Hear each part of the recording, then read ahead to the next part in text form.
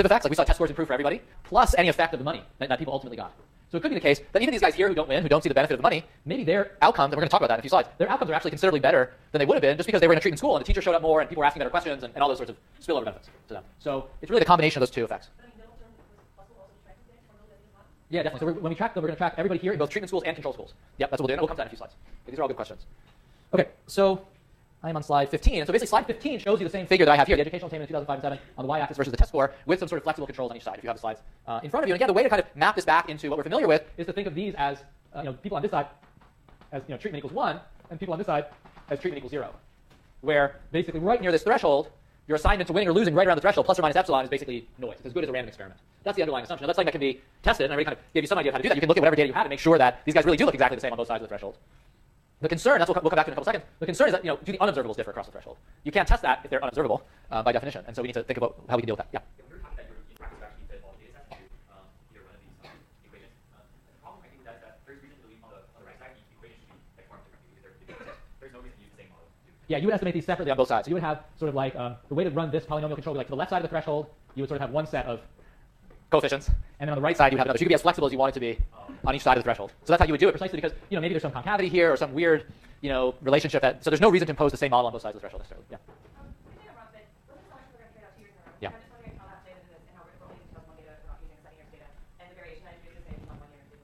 Yeah, so in the follow-up we used 2001 and 2002. This is just sort of for simplicity to say, this is like for one cohort, the baseline. Girls who were initially in grade 6, standard 6, were eligible to compete in the 2001 competition. But if they repeated the grade, they were not eligible in 2002. The only girls that were eligible in 2002 were the girls who had been in grade 5 in 2001. So we kind of define you and say, look, you're in two cohorts based on your initial grade, and to make sure that people weren't like repeating on purpose in order to qualify the next year, everybody had the same one chance of winning a scholarship. So I didn't get into those details before, but we were concerned throughout this kind of gaming of the system. So this is the 2001 test for the first cohort, and then this is the 2002 test for the second cohort. So thanks for clarifying that. Okay, so what did we do? We followed up the initial sample, both cohorts, between late 2005 and early 2007. So the bulk of the data collection actually took place in 2006, so it's about 5 years after the start of the program. And the goal was to try to find all the GSP girls in Busia district. So you can see, remember, the initial study was Busia district and Teso district. And you'll remember from last time the lightning strike and all the kinds of difficulties the NGO had working in Teso district. There were also boys and girls in the sample. And a decision was made because really of the funding that we had at the time, and because tracking people over time is a very expensive proposition, to focus on a subset. So we said, okay, first of all, we're going to focus on girls just because they had the largest gains, the program focused on girls, they're the natural group to focus on. And we focused on Busia district, and part of the reason for doing so was, A, the program sort of was carried out better in Busia, there were all these disruptions in Teso, and even independent of understanding the effect of this particular program, there were actually test score gains in Busia district, and there weren't test score gains in Teso. So beyond saying, girl scholarships do X, Y, or Z, if we wanted to say an increase in some educational measure for adolescent girls, what does that map into in terms of later life outcomes? Busia is where the sort of program had that kind of impact. So the tracking was done among the Busia district girls among both cohorts. The girls who competed in 2001 and the girls who competed in 2002. Was there a hand up? Okay. So you guys may be familiar with this tracking approach, which is actually very similar to what we did for the tracking of the deworming sample, which I did mention in one lecture a couple weeks ago. So just like in that sample, we had a pretty good tracking rate. We were able to track 82% of the sample over these 5 years. We actually did somewhat better in the deworming follow, partially because we were better funded, and partially because in the more recent deworming tracking exercise, cell phones were much more widespread in Kenya. It's just a lot easier today to find people than it was in 2005 because almost everybody has access to a cell phone today, and they didn't necessarily 7 or 8 years ago. And at this point, by 2005 to 2007, these girls were between 17 to 21 years of age. So they're basically young adults, and some of them are working, some of them are married, they're starting to have a set of life outcomes. And that's what we're really interested in understanding. So what I want to do for most of the lecture today, I'm going to get into the regression discontinuity a little more to kind of just close the circle on this discussion, but then what I'm going to come back to is the impact of the program 5 years later on these girls. Some educational impacts, like this kind of measure, schooling attainment, as well as political attitudes and social attitudes. So that's an outcome that we don't always collect data on, but it turns out here there's some pretty interesting impacts of the program. So what do we find? What do we find? The first finding that I want to talk about in follow-up has to do with the gains to the winners of the scholarship in terms of schooling attainment. So when we estimate this A1 term here,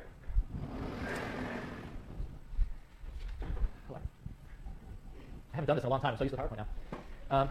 The estimate we get for A1 is 0.19 years. So remember, consider the girl who just barely won the scholarship and compare her to the girl who almost won but just didn't quite win.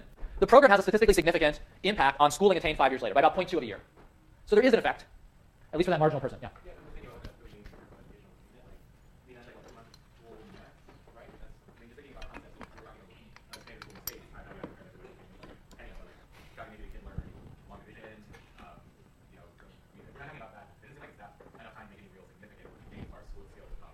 It's interesting, and I think this is sort of at the point where labor economists or education folks, again, think of this as maybe it's like 0.2 of standard deviation, there's something special about 0.2, but people would think of this as being on the borderline of being meaningful. But one of the reasons we think this is actually more meaningful than maybe it looks like at first glance has to do with how people gain the schooling, which is what ends up happening is most people don't gain anything, but then a subset of the girls go on to secondary school. So there is this significant increase, and I think it's in one of the slides later on, so I could be off by a point or something, but a gain of about 8 to 9 percentage points in going to secondary school. So if we think that like the act of spending that extra year in secondary school or 2 years of secondary school, even for like a subset of the population is meaningful, then at least for that subset that could be quite meaningful and maybe more than just another month or two in a primary school. So that's where a lot of the action is coming off of.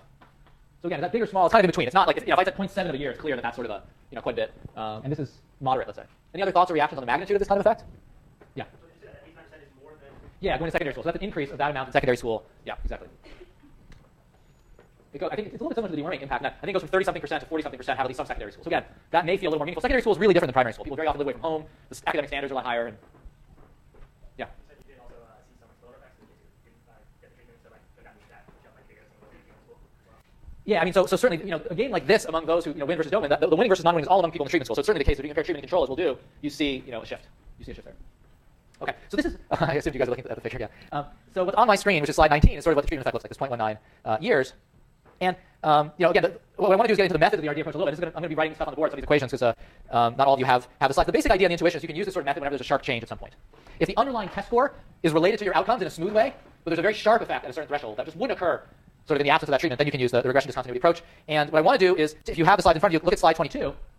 What we're interested in doing, what we're effectively doing in the regression discontinuity is comparing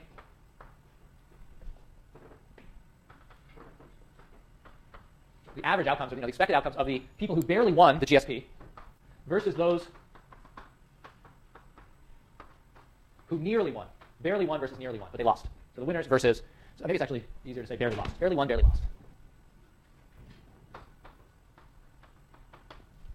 Okay, so what do we have when we write this out? If we put this in the framework we had before, and this was basically slide 21, but I'm not going to write that whole equation now, which is how we were thinking about treatment effects in the context of randomized experiments, this difference is the true effect B plus C, which is the coefficient estimate on the unobservable X.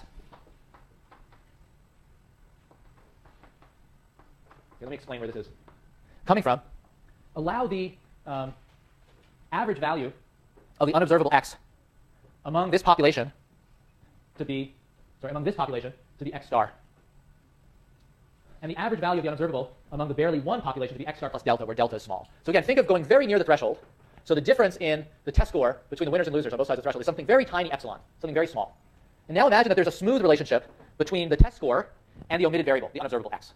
If there's a smooth relationship, it means there's no big shift in the unobservable at the threshold. There's no reason for there to be a big jump. So the difference in the unobservable at both sides of the threshold is something also very small delta. Does that make sense to people? So there's an assumption here of smoothness. The relationship between the 2001 test score and the unobservable is smooth. So what we get here is basically the following. What we're estimating is really B plus C, the coefficient estimate on the unobservable, times something very small, delta. And that's going to approximately be B. Let me pause for a second and see if there's any questions. And of course, the closer you get to the threshold, the more similar the two groups are, the smaller delta will be, and the closer you're going to get to the true answer. So this is sort of related to this bias versus variance question. This is the bias. So as you extend the window out, and you're comparing apples and oranges increasingly, maybe delta isn't that small anymore. Any thoughts or questions? So in this case, you limit the number of series into effect, right? That's kind of the intuition behind it, right? Delta is going to be small. That's right. So imagine if the test score were like fully continuous, it was graded in like millionths of a point, and we had an infinite amount of data. We can compare a person with 73 versus someone with 72.9999999. And at that point, they're so similar that any difference delta in their unobservables would have to be zero. And, what we do very often is run these checks, as I mentioned a couple times already, on observables, just to make sure that even if we do observe a jump in some outcome later on, if we take their baseline characteristics, we don't want to jump. We want those to be as smooth as possible across the threshold, which sort of validates that other variables move smoothly with the 2001 test score. So in a lot of regression discontinuity papers, there's a figure either in the appendix or some supplementary material saying, look, we have data on 12 variables at baseline. We're going to show you that all 12 of them vary smoothly across the test score threshold, the baseline variables. So there's no real reason to think that there'd be a big jump there other than this intervention. That's how we tend to validate these approaches. Any other comments or thoughts on this? And again, if you have the slides, you'll have them after lecture, maybe you have them now. So raise issues, even if I haven't written out all the algebra on the board, if you see some of the slides, don't hesitate. Okay. The limitation I've already mentioned has to do with the localness of the treatment effect. We're basically estimating this treatment effect for a very particular person or set of people near the threshold. Now, we talked about a couple of other limitations, and that actually brings me to the next clicker question, which, if you have V-space, is slide 26. But let me say it out, and I'll put the choices on the board for everybody else. And so the question is, in your view, what is the most important practical limitation of using a regression discontinuity approach? There's no necessarily right or wrong answer to this, but based on our discussion so far, I'd like to get people's sense of what you think the key challenges are. Option A for the clicker question is that the estimates are local. So that's what I've been emphasizing so far. So that's one of the options. Like, is that the key limitation? So that's one. The estimates are local. Option B is the need for a large number of observations near the threshold. Obviously, your estimates of this effect are only going to be as good as the amount of data you have near the threshold. So for whatever reason, even if you have a big sample size, if where the threshold is happens to be in a place where there isn't much data, you're not going to have many observations which estimate this jump. So that's another potential challenge. C is the possibility that your score is manipulated. In other words, either your test score in this case was manipulated, someone wanted you to win the scholarship, and they kind of graded the test in an unfair way, or you were able to cheat in some way, so that's another one. D is the fact that the threshold could have multiple programs associated with it, or multiple uses, so multiple programs at same threshold. And I think E is all of the above, right? So E is all. Okay, so again, there's no really right or wrong answer, but I want to get people's sense of what they think is key. And then I'll give you kind of a sense for those using this kind of approach. Yeah? Are we doing this specifically imagining for this study? I was thinking about it more broadly, but I think given that this is the study we've gone into, this is the most concrete example. I mean, we do know, for instance, that the winning threshold isn't right in the middle of the distribution, right? It's the top 15%, so we're already kind of out of the tail. So some of these things could be useful, David. Okay, so the reason why this estimate is local is, what we're doing at the threshold is comparing the person who just won to the person who just lost. That's where the jump is. So it's possible. So I'll give you a different scenario. Imagine that the folks in that range are have incomes and socioeconomic status, the families that are very typical of the area. Where the folks all the way to the right, like the superstar students, come from very well-educated families on average. Of course, there's heterogeneity, but so we're estimating a treatment effect there, therefore for people who say are quite typical in terms of their family background. But we're not estimating it for like the really rich kids. Maybe for the really rich kids, way on the right, there's no effect. They would have gone on to secondary school anyway, et cetera. So we're estimating a treatment effect for a particular subpopulation, not the whole population. And in some sense, in the example I just gave you, we could be overstating the overall treatment effect because if we use the people all the way on the right, they'd have a zero treatment effect. So that's what I meant. Okay. So any other questions or comments? I know this is, especially without the text up there, it's a little hard to do this. That's a great question. And let me come back to it as soon as we do the clicker distribution, because that's a very important point. So, okay, so this is what the distribution looks like, and of course you guys can't see it, but I can, and it's beautiful. I can't take my eyes off of it. Option A is 21%. This is 21%, 33%, 9%, 8%, 29%, I think, if I just looked at it, right? And so what does that mean? Most of you thought all of them. I was kind of fishing for that a little bit because they're all potentially important. A lot of you said the need for large numbers of observations. That is very important in a lot of studies. In a lot of the micro data, you very often see regression discontinuity designs in papers that use really large administrative data sets. When you have 50,000 observations, 10,000 observations. For us, we have a couple thousand observations, and again, the winners are sort of in the tail of the distribution. So there aren't that many observations we're estimating off of here. These are pretty noisy estimates. So there are some well-known studies, RD studies that use national test score data, and that's really what Lucas and BT are going to be. Is they're going to use like large national data sets where you can actually get a lot of mass at the threshold. Yeah. That the test score, that there's sort of smoothness between unobservables in the test score, or? Yeah, no, that's right. It's a little bit, it may be related to this and it may not be, right? Like, it could be the case that it is continuous, but we have a small sample, so there's kind of, lots of gaps. Or it might just be discrete. You have 73 to 74 to 75, and then we're really not comparing 73 to 72.9, we're comparing 73 to 72, so it's not as clean as we would like. That's right. So that's another issue that may or may not be related to point B, depending on the data. Manipulation of the score. This actually turned out to be, in many applications, a really big deal. There's a former student of ours here at Berkeley who finished a few years ago, named Emily Conover, who got data from another part of the world, from Colombia, looking at enrollment in a national health insurance scheme. And it turned out that a couple months into that program, some enumerators on the program leaked. So basically, the government was collecting surveys to try to figure out who was poor. They were trying to define poverty based on the answers to these surveys, and they used a very specific formula. And if you had a score below, 50, you got health insurance. And above 50, you didn't get health insurance. And somebody leaked the score.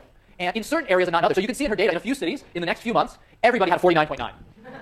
And tons of people had the exact same survey filled out. So the enumerator learned the score and said, look, if you let me fill this out for you, you're going to get health insurance. And they basically forged the survey, and people got health insurance. So the 49.9s were certainly not comparable to the 50.1s. They were quite different. And there have been a number of versions of that have come out in real-world data. So that was administrative data with a huge sample, but it turned out that people were manipulating the score. So in subsequent versions of that survey in Colombia, they've tried to keep the score like highly secret so that nobody could manipulate it. So you saw in her data, you can actually test for this in various ways. One way is to test for continuity of observables at the threshold. So in her data, when you look on both sides of the threshold, the people with 49.9 look really different than the people with 50.1. So that's one way of testing it. The other way people test it is the following. Imagine this is the winning score, so this is score star. Imagine here we have the density of observations. So this is a little bit like what some of you saw in problem set 1, just how much mass you have. Something that would be a little disturbing for us would be if the density looked something like this. Like a lot of people were just to the right of the score. And again, you can test for whether there are anomalous distributions like this. And there's an economist here at Berkeley, Justin McCrary, who's in the law school and econ department, who's developed a number of those tests. So if you're interested in that. So there are ways we can basically detect manipulation in the data, the jumps at the threshold in terms of what people's observables look like, and bunching right at the threshold. Bunching is like probably a dead giveaway. There usually should be a very strong reason for this unless people are cheating. So this is what Emily Conover's data looked like.